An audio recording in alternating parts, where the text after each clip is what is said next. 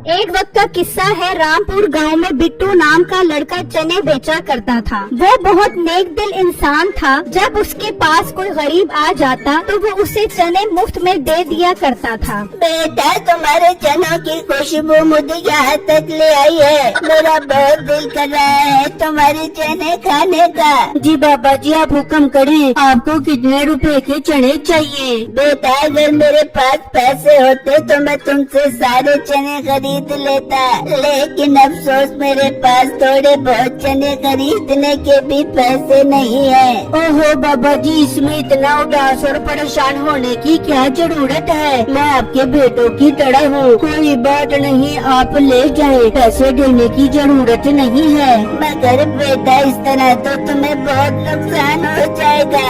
बाबा जी, अल्लाह बहुत बड़ा है, वो मेरा नुकसान पूरा कर देगा। आप फिक्र मत करें, आप चने ले जाएं और अपना पेट भरे। वो बूढ़ा आदमी उसे दुआएं देता है और उससे चने लेकर चला जाता है। उसी गांव के करीब एक जंगल था जिसमें जंगली लोग रहते थे। हाँ, उस पहाड़ी का रास्ता पता लगा कि कैसे ऊपर जाना है। अरे नहीं सरदार साहब, हमने हर तरफ से देख लिया है, वहाँ ऊपर जाने का कोई रास्ता नहीं है। मगर सरदार साहब, ऊपर ऐसा क्या है जो आप ऊपर का रास्ता ढूंढने के लिए इतना बेचैन हो?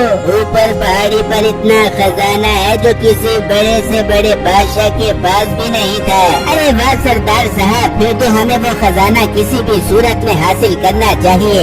यही तो मसला है कि ऊपर जाने का रास्ता नहीं है। फिर ऊपर जाएं तो जाएं कैसे? सरदार साहब, मेरे पास एक बहुत अच्छा आइडिया है। हम अपने परिंदे को आजाद करते हैं। वो पहाड़ी पर सैर करने का बहुत शौकीन है, हम उसके जरिए ऊपर जाएंगे। तू पागल तो नहीं हो गया? रास्ते में उसने गिरा दिया तो जान से हाथों बैठोगे। परिंदे वाला आइडिया तेरा बहुत अच्छा है, लेकिन हम उसके जरिए किसी और को ऊपर भेजेंगे। मीठी और कम्मू, तुम दोनों कल भेष बदल कर जंगल से बाहर किसी गांव में जाओ और वहाँ किसी इंसान को अपनी चिकड़ी चुपड़ी बातों लालच में फंसा कर उससे ये काम करवाओ। वही ऊपर से सोना नीचे फेंकेगा। समझ गया सरदार साहब, आप बेफिक्र हो जाएं। मैं और कम्मू कल ही जंगल से बाहर किसी गांव में जाते हैं। वहाँ बिट्टू भी अपने काफी सारे चने बेच चुका होता है। शुक्र है मेरे काफी सारे चने बिक गए हैं। अब मैं ये बाकी के सारे चने दरिया में मछलियों को डाल देता हूँ, वो खाएंगी तो मुझे दुआएं देंगी। बिट्टू वो बाकी के चने लेकर दरिया पर पहुंच जाता है और उन्हें मछलियों को डाल देता है। मछलियों को चने खिलाकर उसे बहुत खुशी मिलती है और वो वहाँ से चला जाता है और अपने घर पहुँच जाता है। अरे बिट्टू जी, मैं आप ही का इंतजार कर रही थी। बताएं, आज कितनी कमाई करके आए हैं? बेगम, अच्छी कमाई हो गई है, पूरे 500 रुपए कमा कर आया हूँ। क्या सिर्फ 500 रुपए? लेकिन आप चने तो 1000 रुपए कीमत के लेकर गए थे। हाँ बेगम, लेकर तो 1000 रुपए की कीमत के गया था, मगर एक बूढ़ा आदमी आया था, उसके पास पैसे नहीं थे। मैंने उसको चने दे दिए और बाकी के चने मैंने मछलियों को डाल दिए थे। बिट्टू, आप ये बहुत गलत काम कर रहे हो। आपको कौन अक्लमंद कहेगा कि अपना नुकसान करके आप लोगों और मछलियों को फ्री में चने देते हो? बिट्टू, मेरे भी कुछ ख्वाब है। मैं भी चाहती हूँ कि मेरे पास हरा सहिष्णु चीजें हो, मैं भी अच्छा पहनूं, अच्छा खाऊं, मगर आपको तो लोगों का भला करने से ही फुर्सत नहीं मिलती। बेगम, ये तुम्हें आज क्या हो गया है? तुम ऐसी बातें क्यों कर रही हो? अब ऐसी हो गई हूँ, मुझे कुछ नहीं पता। अब आज के बाद किसी को मुफ्त में चने नहीं दोगे और सारे पैसे मेरे हाथ में लाकर रखोगे, वरना मैं घर छोड़कर चली जाऊंगी। अरे बेगम, ऐसा मत कहो। अच्छा चलो, मैं अब से अच्छी कमाई करूँगा और सारे पैसे लाकर तुम्हारे हाथ में रखूँगा। फिर जब अगला दिन होता है तो बिट्टू अपना चनों का ठेला लगा लेता है और वहाँ जंगल में मीठा और कमो भी अपना हुलिया बदल लेते हैं। जी सरदार साहब, अब कोई हम पर शक तो नहीं करेगा कि हम जंगली हैं। अरे नहीं नहीं, तुम्हारा हुलिया तो बिल्कुल शहरी बाबू वाला हो गया है। अब टाइम जाया मत करो और कोई शिकायत ढूंढ कर लाओ जिसे हम पहाड़ी पर भेज कर वहाँ से सोना लेकर आ सके।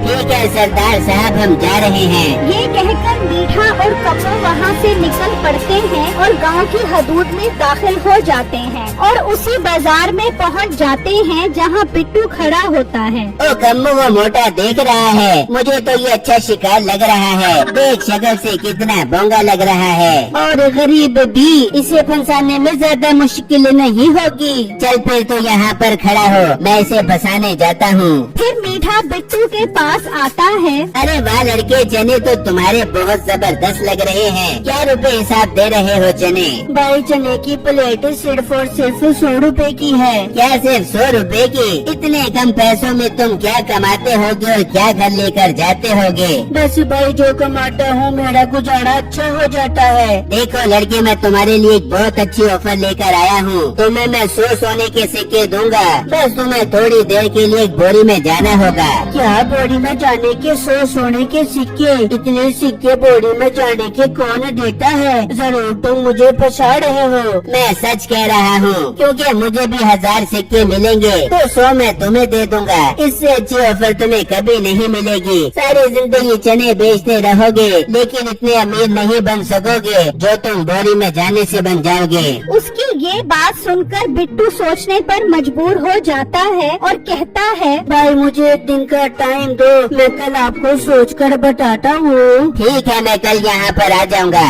ये कहकर मीठा वहाँ से चला जाता है। शाम होती है तो बिट्टू घर पहुँचता है और अपनी बीवी को उसके बारे में बताता है। वो ये बात सुनकर खुश हो जाती है। अरे वाह बिट्टू जी, ये तो बहुत अच्छी बात है। वो आदमी को भला मालूम होता है जो आपको बोरी में जाने के 100 सोने के सिक्के दे रहा है। बिट्टू, आपको इस मौके को जाया नहीं करना चाहिए। हमें अमीर होने का इससे अच्छा मौका नहीं मिलेगा। पर बेगम, मुझे समझ नहीं आ रही उस बोरी में ऐसा क्या है जो वो मुझे उसमें जाने के 100 सिक्के दे रहा है। बिट्टू, फजूल बातें सोचने में टाइम जाया मत करो, बस कल ही उस बोरी में जाने की तैयारी करो। बिट्टू के पास अब कोई चारा नहीं था। वो खुद अपने आप को तैयार कर लेता है। फिर अगले दिन वो अपने चनों का ठेला लगाकर खड़ा होता है कि मीठा कम्मू के साथ आ जाता है। हाँ लड़के, क्या सोचा तुमने? भाई ठीक है, मैं राजी हूँ बोरी में जाने के लिए।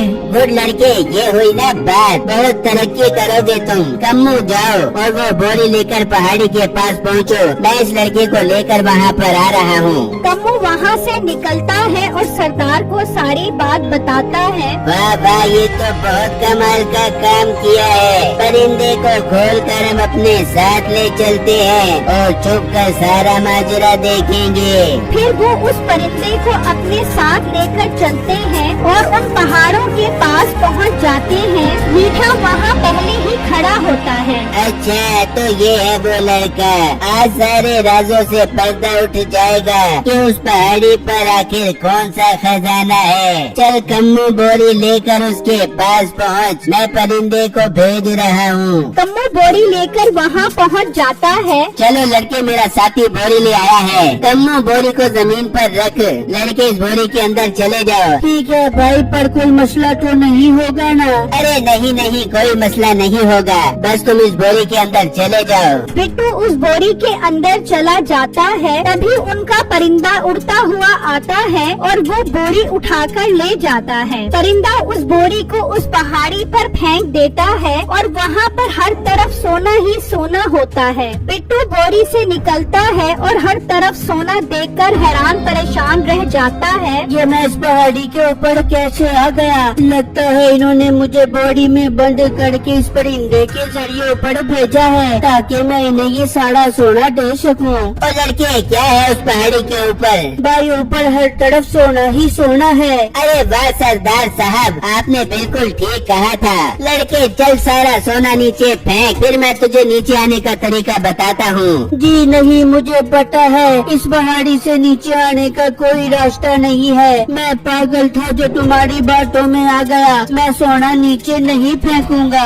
नहीं नहीं फेंकेगा तो नीचे भी नहीं आ सकेगा। चलो अब यहाँ से चलते हैं, कल तक इसका दिमाग ठिकाने आ जाएगा।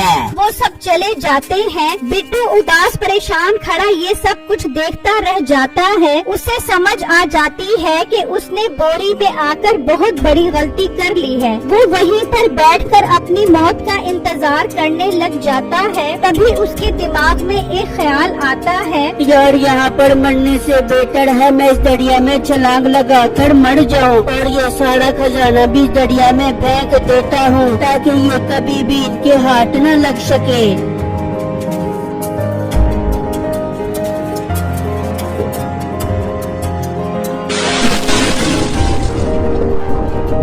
ये तो वही लड़का है जो हमें चने खिलाता था। इसने हम पर बहुत अत्याचार किया है। ये कुछ देर और पानी में रहा तो मर जाएगा। चलो इसे पानी से बाहर निकालते हैं। वो बिट्टू को उठाकर पानी से बाहर फेंक देती है और थोड़ी ही देर बाद बिट्टू को होश आ जाता है। ये क्या, मैंने तो दरिया में छलांग लगाई थी, फिर मैं दरिया से बाहर कैसे आया? तो मैंने तुम्हें पानी से बाहर निकाला है। याद है तुम हमें चने खिलाकर हमारा पेट भरते थे। हमने इस एहसान का बदला तुम्हारी जान बचाकर अदा किया है। मछली आपका बहुत बहुत शुक्रिया। आप न होती तो मैं आज इस दुनिया में ना होता। ये कहकर बिट्टू वहाँ से चला जाता है और जब घर पहुँचता है तो मालिक मकान उसका सामान बाहर निकाल कर खड़ा होता है। देखो मेरा शोहर आ गया है। बिट्टू मालिक मकान ने किराया न देने पर हमारा सामान बाहर निकाल दिया है। मैं कह भी रही थी कि मेरा शोहर आज 100 सोने के सिक्के लेकर आएगा। हम आपका किराया तो क्या आपसे मकान ही खरीद लेंगे। तेरी बेगम तो लगता है दिमाग से आधी हो गई है। 100 सोने के सिक्कों की बातें कर रही है तेरे पास सिक्के? नहीं मालिक, मेरे पास सिक्के तो नहीं है। हाँ, पर मैं 1-2 दिन तक आपका किराया दे दूंगा। अपना मुंह बंद कर, मैंने तुम्हारा सामान बाहर निकाल दिया है। जब किराया दोगे तो सामान अंदर ले जाना। बड़ी आई 100 सोने के सिक्कों की बात करने वाली। गरीब लोगों, तुमने कभी ख्वाब में भी सोने के सिक्के देखे हैं? ये कहकर मालिक मकान वहाँ से चला जाता है और बिट्टू अपनी बीवी को अपनी आप बीती सुनाता है। छम्मो का हैरत से बुरा हाल हो जाता है। बिट्टू, अगर वो मछली जिसे आप चने खिलाते थे आपकी जान न बचाती तो आप मर जाते। बिट्टू, मुझे माफ कर दे। मैं अपनी आसानी के लिए आपको मुश्किल में डाल रही थी। मैं अब कभी आपसे कोई गिला शिकवा नहीं करूँगी, बल्कि हर हाल में आपके साथ खुश रहूँगी। बस बेगम, मुझे आपका यही साथ चाहिए। मैं आपके लिए हर तूफान से लड़ जाऊंगा। बेगम अब सुनो, उस पहाड़ पर बहुत सारा सोना था। वो सारा सोना मैंने दरिया में फेंक दिया। मैं उस दरिया पर जाकर सारा सोना निकाल सकता हूँ और इस बात का किसी को भी पता नहीं है। अरे बिट्टू, ये तो बहुत अच्छी बात है कि सारा सोना हमें मिल जाएगा। हाँ बेगम, मैं कल पहली फुर्सत में दरिया पर जाता हूँ और वो सोना निकाल लेता हूँ। फिर अगला दिन होते ही बिट्टू दरिया पर पहुँच जाता है और उसमें छलांग लगा देता है और एक बोरी उठाकर उसकी तरफ आता है। तभी वो जंगली भी वहाँ पहुँच जाते हैं। अरे सरदार जी, वो मोटा तो पहाड़ी पर नजर ही नहीं आ रहा। तू एक काम कर, इसे आवाज लगा। वो उसे आवाजें लगाते हैं लेकिन ऊपर ना तो बिट्टू आता है और ना ही उसकी आवाज। लगता है वो ऊपर ही मर गया है। अब कोई और हल निकालना पड़ेगा ऊपर जाने का। बिट्टू उनकी सारी बातें सुन रहा होता है। मालिक, हम एक काम करते हैं, हम तीनों बोरी में जाते हैं। परिंदा हमें ऊपर ले जाएगा, फिर हम वहाँ से सारा सोना नीचे फेंक देंगे और वे परिंदे को वापस बुला लेंगे। वो हमें नीचे ले आएगा। वाह मीठे, तेरा दिमाग तो बहुत काम करता है। चलो चल कर अपना परिंदा और बोरी लेकर आते हैं। वो तीनों वहाँ से चले जाते हैं। बिट्टू भी पानी से बाहर निकल आता है। अच्छा, तो अब ये तीनों ऊपर जाने का प्लान बना रहे हैं। उन तीनों का मसला तो हल करना पड़ेगा और उनके परिंदे को पकड़ने के लिए मैं जाल का बंदोबस्त करता हूँ। बिट्टू रस्सी लेकर आता है और उसे एक पत्थर के साथ बांध देता है और वहीं पर छुपकर बैठ जाता है। वहाँ वो बोरी और परिंदे को लेकर चल पड़ते हैं और वहाँ पर पहुँच जाते हैं। चलो इस बोरी में चलते हैं, परिंदे हमें ऊपर ले जा। वो तीनों बोरी में चले जाते हैं और वो परिंदा आता है और बोरी उठाकर पहाड़ी के ऊपर चला जाता है और बोरी को छोड़ देता है और वापस जमीन पर आ जाता है। वो तीनों जब बोरी से निकलते हैं तो उनके पास ना तो बिट्टू होता है और ना ही कोई सोना। ये क्या वो लड़का कहाँ चला गया? सरदार जी लड़के को छोड़ो, ये देखो यहाँ पर तो कोई भी सोना नहीं है। चलो चलो अब टाइम जाया मत करो, अपने परिंदे को बुलाओ ताकि वो हमें नीचे ले जा सके। वो परिंदे को आवाज देते हैं। वो जैसे ही उड़ने लगता है उसकी टांग रस्सी में फंस जाती है और वो रस्सी के साथ कैद हो जाता है। बिट्टू भी बाहर निकल आता है। वो लड़के तो नीचे कैसे गया? इस बात को छोड़ो, तुम मुझे फंसा रहे थे ना, देखो मैंने तुम्हें फंसा लिया और तुम्हारे परिंदे को भी। लड़के तुम तो कह रहे थे ऊपर बहुत सारा सोना है, लेकिन ऊपर तो कुछ भी नहीं है। क्योंकि ऊपर से सारा सोना मैंने इस दरिया में फेंक दिया है। अब तुम ऊपर ही रहो सारी जिंदगी। बेटो मेरे भाई, हमारे परिंदे को छोड़ दो, ये हमें नीचे लेकर आएगा।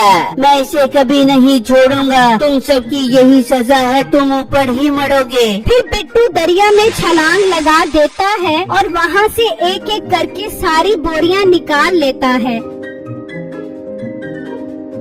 और वहाँ से ले जाता है। वो सब बिट्टू को देखते ही रह जाते हैं, लेकिन वो अब कुछ नहीं कर सकते। बिट्टू वो सारी सोने की बोरियां वहाँ लाकर घर की पिछली साइड पर रख देता है और उसमें से कुछ सोने के सिक्के निकालकर मालिक मकान के घर पहुँच जाता है। क्या हुआ? क्यों आए हो मेरे पास? अब ये मत कहना कि मुझे कुछ दिन के लिए घर के अंदर रहने की इजाजत दे दो। जी नहीं, मैं इजाजत मांगने नहीं बल्कि आपका मकान खरीदने आया हूँ। बताओ कितने सोने के सिक्कों के बदले में मकान दोगे?